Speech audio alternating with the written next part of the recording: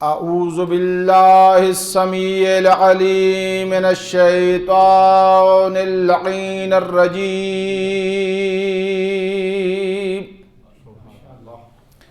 بسم اللہ الرحمن الرحیم الحمد للہ رب العالمین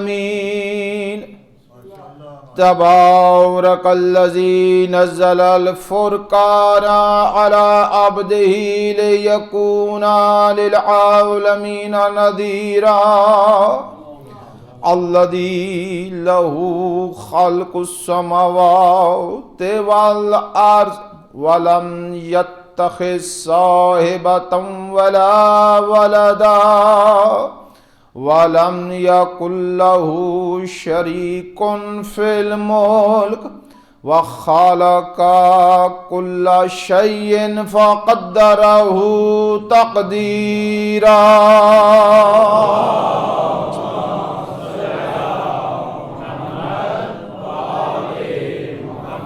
الصلاة والسلام على رسوله محمد المصطفى اللهم صل على محمد وحبيبه المجتبى وعلى ابن عمه ووصيه علي بن أبي طالب الذي جعله ظهيرا ووزيرا وآلہ الأئمة الذين أذهب الله عنهم الرجس وطهرهم تطهيرا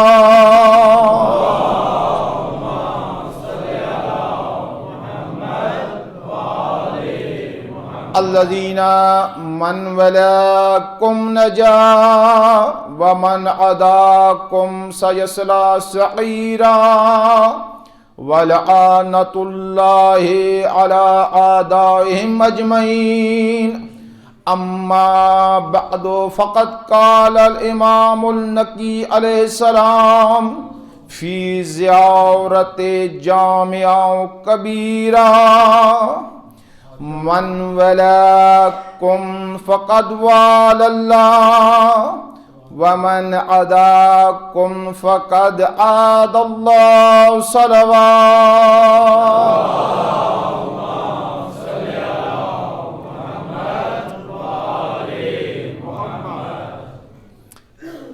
حسب دستور ایک چھوٹا سا مسئلہ شرعی عرض کر کے گفتگو شروع کرنا چاہتا ہوں۔ محترم سامعین، ایک دفعہ عموماً یہ مسئلہ آپ کا مبتلا ہے، یعنی کہ اکثر پیش آنے والا یہ مسئلہ ہے۔ اس کی دو صورتیں ہیں۔ ایک مرتبہ انسان کو پہلے علم تھا کہ میرے کپڑوں پہ نجاست لگی ہے، پھر وہ بھول گیا اور نماز پڑھی، اس مسئلے کا علیحدہ حکم ہے۔ لیکن میں دوسرے مسئلے میں بحث کروں، بندے کو علم نہیں ہے، 4 دن کے بعد، 3 دن کے بعد، 5 دن کے بعد، جب عموماً آج کل جس طرح سردیوں میں لوگ 3 4 دن تک کپڑے مثلاً وہی پہنتے ہیں، تو بندے نے دیکھا کہ خون لگا ہوا تھا یا کوئی نجاست ہے۔ اب اسے یہ نہیں پتا کہ یہ نجاست کب لگی ہے، کوئی علم نہیں ہے، اور پہلے بھی پتا نہیں تھا۔ سارے بولو، پہلے پتا نہیں تھا۔ اب شریعت کیا حکم ہے کہ اب 3 4 دن گزر گئے ہیں، اس نے 5 ٹائم کی نماز فریضہ الہی پڑھی ہے، آیا وہ 3 4 دنوں کی نمازوں کی قضا کرے یا وہ نمازیں ٹھیک ہیں؟ یہ سوال واضح ہوا جی؟ اس کا جواب یہ ہے کہ اس کے جتنے بھی، کیونکہ اس سے پہلے علم نہیں تھا، اچانک اس نے دیکھا ہے 3 4 دن گزر گئے، 5 دن گزر گئے، تو شریعت کہتی ہے ایسی والی صورت میں ساری نمازیں ٹھیک ہیں۔ ساری نمازیں کیا ہیں؟ ٹھیک ہیں۔ ایک بات اسی مقابلے میں، ایک بندہ ہے اس کا وضو غلط تھا، وضو ٹھیک نہیں تھا، اب 60 سال 30 سال 40 سال 20 سال 18 سال کے بعد پتہ چلا ہے کہ میرا وضو ٹھیک نہیں تھا، توجہ چاہوں گا، وضو ٹھیک نہیں ٹھیک تھا۔ اب سوال کہ اس میں 18 سال 20 سال 30 سال 50 سال 60 70 سال نمازیں پڑھتا ہے، ان کا کیا حکم ہے؟ تو شریعت میں اس کا جواب یہ ہے کہ ساری کی ساری نمازیں آپ کی اجازت سے باطل ہیں، تو جو فرما رہے ہیں کہ نہیں، یہ مسئلہ حل ہو گیا جی. اب ہم اس کو اپنی طالب علمی زبان میں علمی اصطلاح میں کہتے ہیں کہ لباس کی طہارت شرط ظاہری ہے، وضو کی طہارت شرط واقعی ہے. یہ ایک اصطلاح ہے. اس کا جواب جو ہے علمی زبان میں کہتے ہیں کیوں، اس لیے نمازیں ٹھیک ہیں کیونکہ طہارت شرط ظاہری ہے نہ شرط واقعی. شرط واقعی کی اگر مخالفت کی جائے تو نمازیں باطل ہیں، لیکن اگر شرط ظاہری کی سامن کوتاہیاں ہو جائیں تو نمازیں. یہ جن کو شرط واقعی اور ظاہری کی پر نہیں سمجھ آئی وہ صلوات پڑھو، بلند آواز سے صلوات پڑھیں.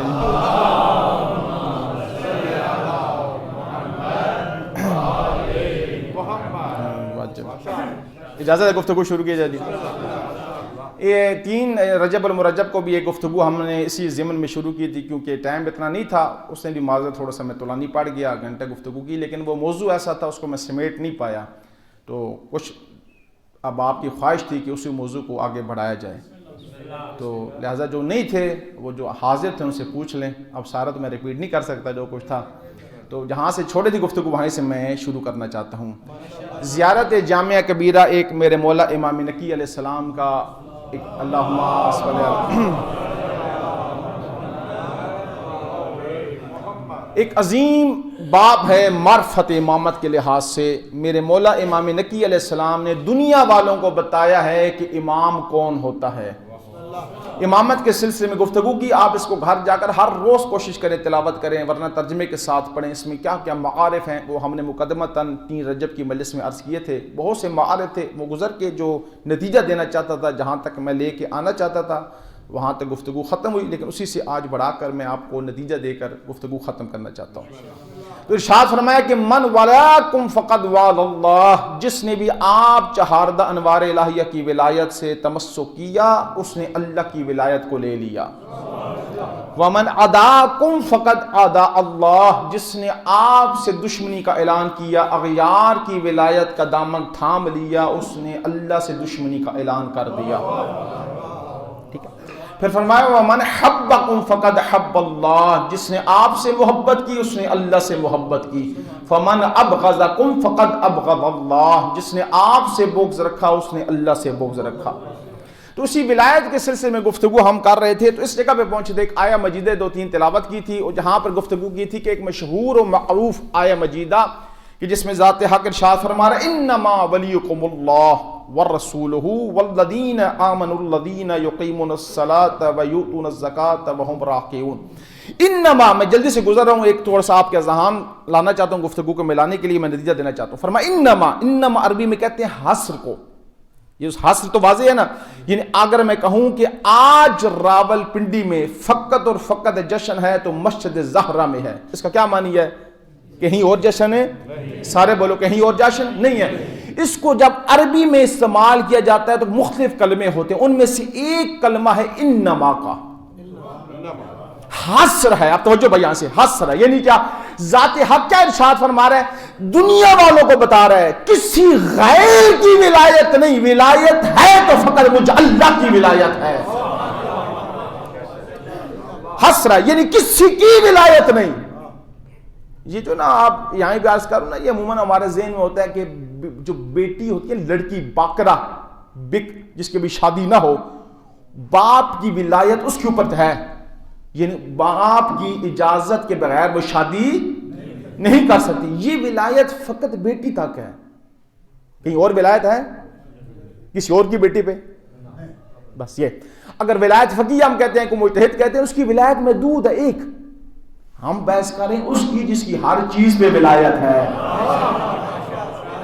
یہ ہمارے جوانوں کے ذہن میں آتا ہے جی جب وہ بھی ولی ہے تو یہ ولی. فرق ہے، فرق بڑا زمین آسمان کا ہے.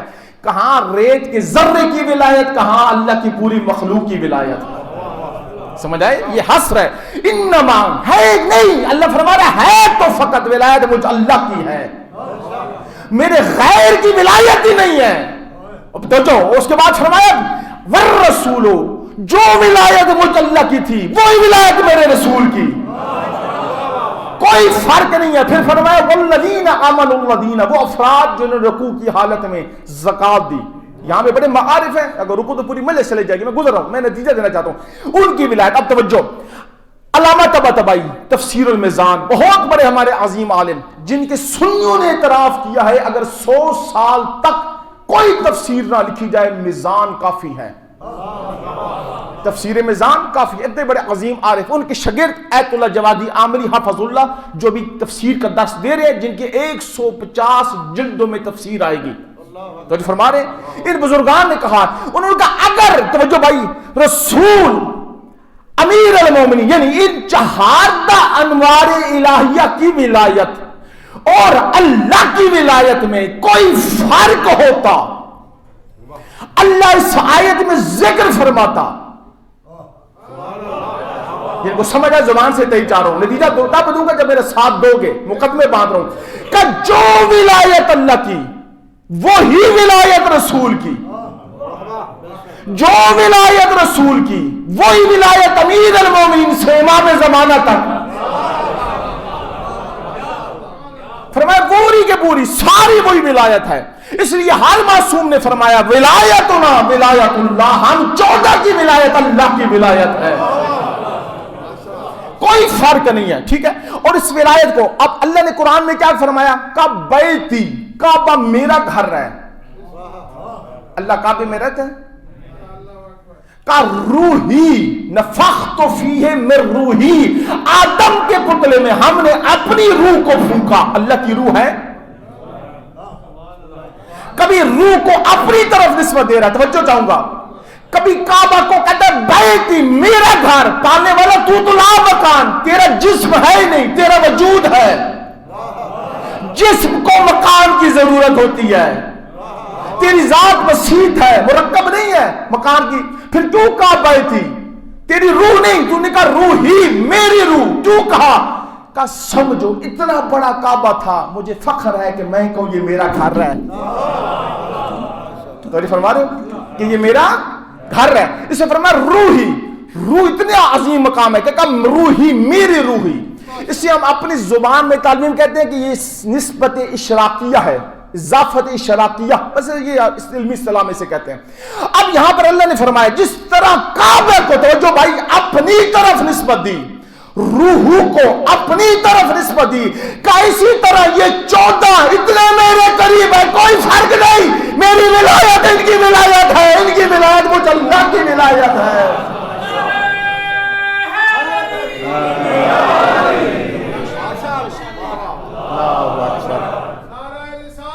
لندن باسا رسول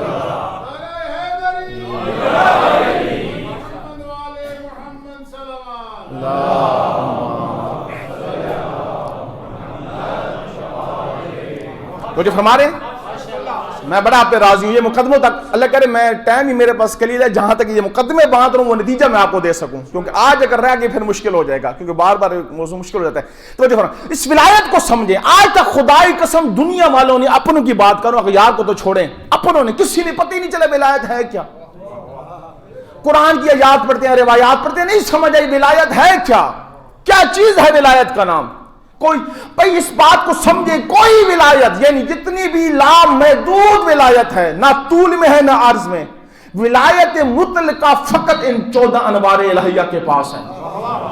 یہاں تک مطلب سمجھ ہو گیا۔ اب آئیں وہ آپ کو میں روایات کا نتیجہ دیتا ہوں، دعائیں آپ سے لینا چاہتا ہوں۔ وہ سینکڑوں روایات جو آپ نے سنی ہوئی ہیں اور خود پڑھی ہیں کہ رسول نے فرمایا تھا یا علی کوئی بندہ بھی کعبہ کے اندر جائے اور جانے کے بعد قربانیاں کرے، او دو پہاڑ جتنا صدقہ دے، پھر ظلم کی حالت میں مر جائے، روزے رکھے، نمازیں رکھے، اگر تیری ولایت نہیں ہے جنت میں جانا دور کا مقام، اللہ اسے جہنم میں پھینکے گا۔ سنیے نا روایت، اب اس کا نتیجہ سمجھو۔ بعد ہر بندہ کہتا ہے اللہ کی ذات عادل ہے، کیسے ممکن ہو سکتا ہے بندہ اتنے ساری باتیں کرے، روزے رکھے، حج کرے، زکات دے، پھر بھی جہنم؟ عقل کے اندر سمجھو، ساری زندگی اس نے اللہ کو سجدہ نہیں کیا، اس نے شیطان کو سجدہ کیا۔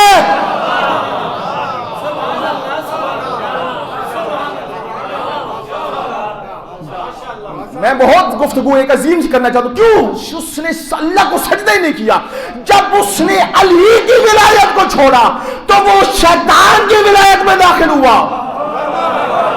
تو میرے ساتھ دو پڑھے لکھے بندو، کیونکہ دو ہی ولایت ہے، ایک ولایت اللہ کی ولایت ان 14 کے مدد سے ظاہر ہوتی ہے، دوسری ولایت شیطان کی، جس نے علی کو چھوڑا وہ شیطان کی ولایت میں داخل ہوا۔ جب شیطان کی ولایت میں داخل ہو گیا، اب وہ سجدے کر رہا ہے اللہ کو، خود کہتے ہیں اللہ کو، لیکن وہ سجدے کر رہا ہے شیطان کو۔ یہ جتنی روایات ہیں ان کے اندر یہ لب ہے، یہ نچوڑ، یہ نتیجہ آپ کو میں نے دے دیا ہے۔ وہ سینکڑوں روایتیں جو آپ نے سنی ہیں اس کا لب نتیجہ میں نے آپ کو دے دیا۔ آئے پھر قرآن طرف چلیں۔ جب ذات حق نے حضرت آدم علیہ السلام کا پتلا بنایا تو کیا کہا؟ وَنَفَخْتُ فِيهِ مِن رُوحِي، ہم نے آدم کے پتلے میں اپنی روح کو پھونکا۔ جب تک روح نہیں آئی اللہ نے سجدے کا حکم نہیں دیا۔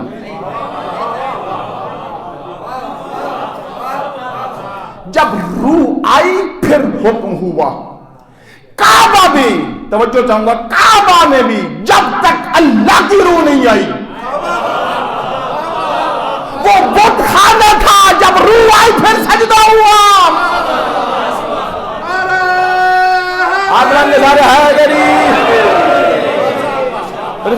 اللہ کی روح کو پہچانو، یہ عظمت ہے اس کی ذات، روح فرمایا۔